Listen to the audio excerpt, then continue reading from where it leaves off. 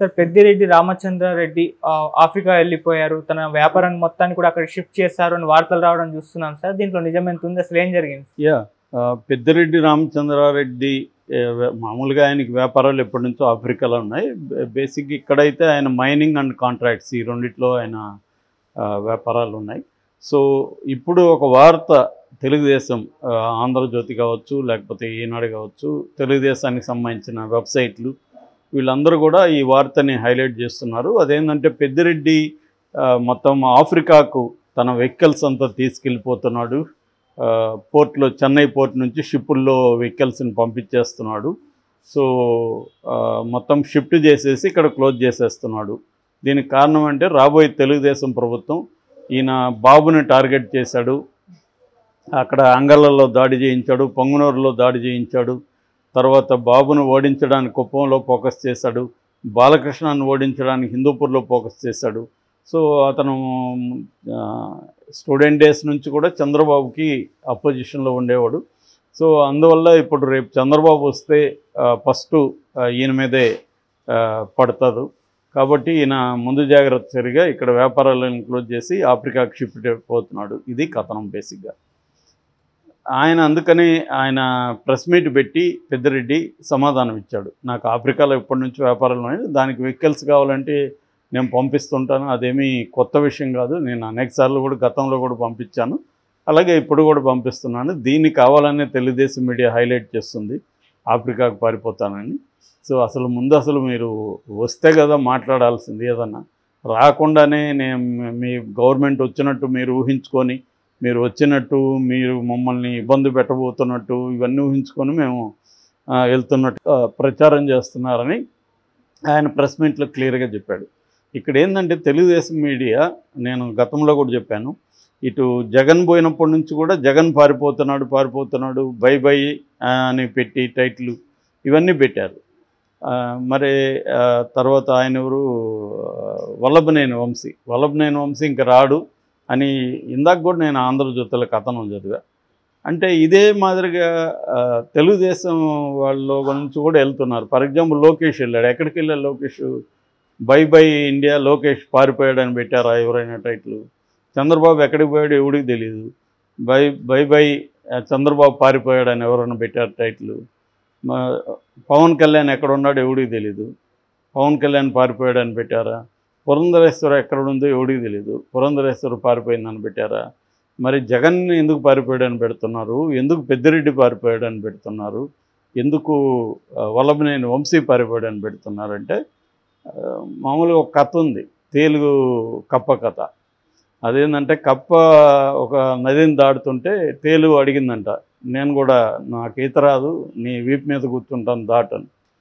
కప్ప ఏమనిందంటే, భలేదానివే, నువ్వు కుట్టేస్తావు నన్ను, నేను నిన్ను తీసుకెళ్ళను, నీకు బుద్ధి ఉందా, నిన్ను కుడితే నేను కూడా మునిగిపోతా కదా, నాకు ఈత రాదు కదా, నిన్నెందుకు కొడతాను, నిన్ను కొడితే నేను కూడా మునిగిపోతాను కదా అంటే కప్ప కన్విన్స్ అయింది, లాజికల్ కదా అని కప్ప తీసుకొని వెళ్తుంది. సగం మధ్యలో కప్పకి చురుక్కమనింది ఈపులో, ఏంటంటే కుట్టేసింది, ఇది మునిగిపోతున్నారు ఇద్దరు. అప్పుడు అనింది, బుద్ధి లేదా నీకు, ఇప్పుడు కుట్టేసావు, ఇద్దరు మునిగిపోతున్నారు కదా, కామన్ సెన్స్ లేదంటే, కొట్టడం నా స్వభావం, నేనేం చేయలేను, నేను ఆపుకోలేకపోయాను అని చెప్పిందంట తేలు.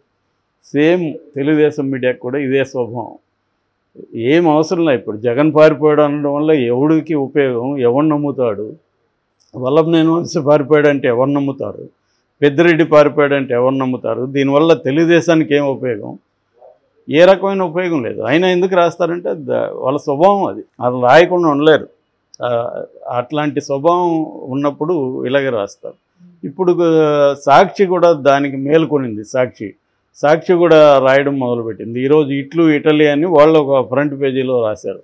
అదేంటంటే చంద్రబాబు అక్కడికి వెళ్ళలేదు, అమెరికాకు వెళ్ళలేదు, అమెరికాకు వెళ్ళుంటే అఫీషియల్గా చెప్పేవాళ్ళు, అమెరికాకు వెళ్లకుండా ఇది సీక్రెట్, ఇదే ఆల్రెడీ లోకేష్ గుట్టు చప్పుడు కాకుండా వెళ్ళిపోయాడు, దీన్ని డైవర్ట్ చేయడానికి వీళ్ళు ఎయిర్పోర్ట్ డ్రామా ఆడారు.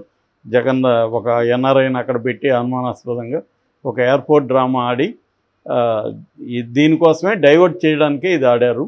సో యాక్చువల్గా చంద్రబాబు అమెరికా వెళ్ళలేదు, అక్కడ ఎన్ఆర్ఐ విభాగం కూడా టీడీపీ విభాగం మనకు చెప్పింది. ఆయన క్లియర్గా ఇటలీకి వెళ్ళినట్టుగా మనకు అనఫిషియల్గా ఎయిర్పోర్ట్ నుంచి వచ్చింది న్యూస్.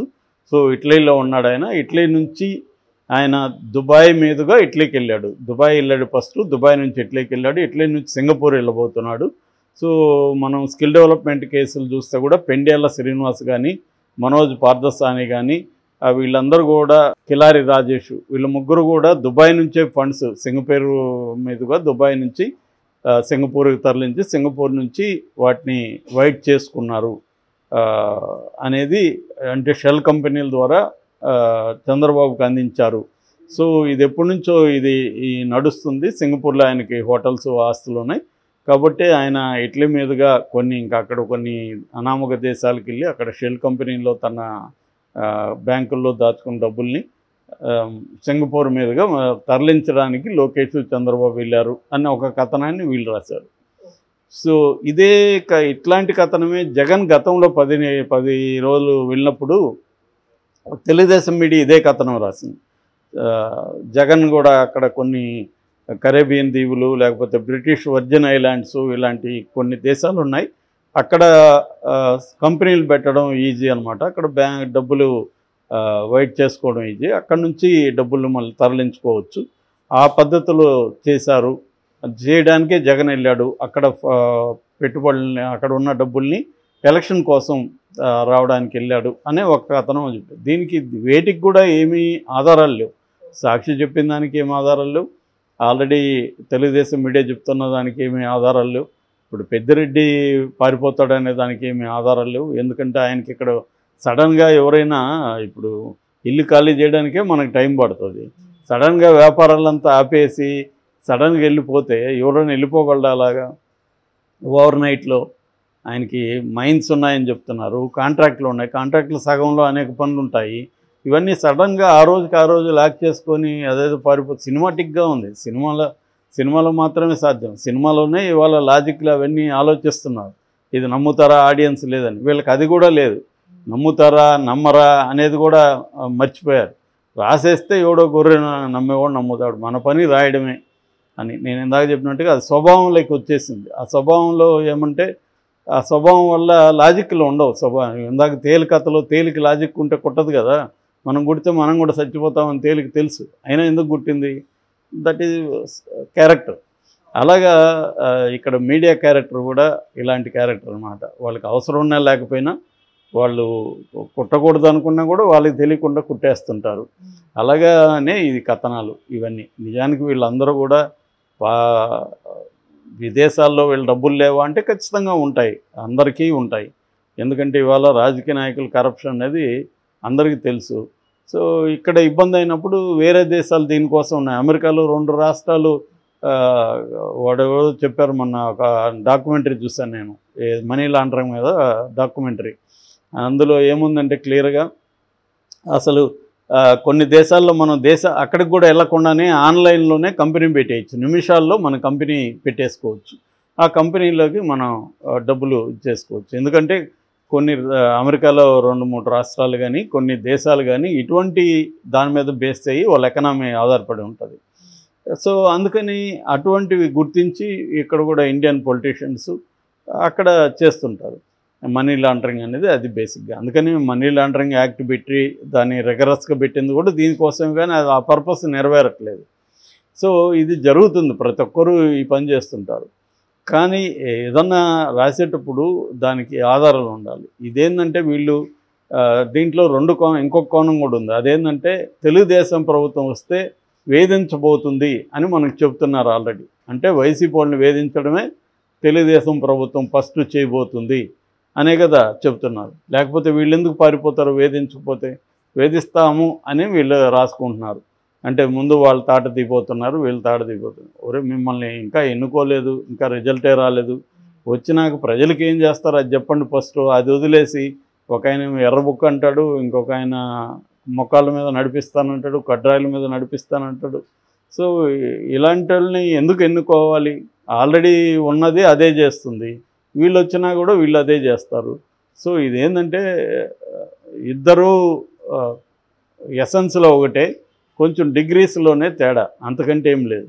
సో 2 పార్టీలు ఒకే రకంగా బిహేవ్ చేస్తున్నాయి.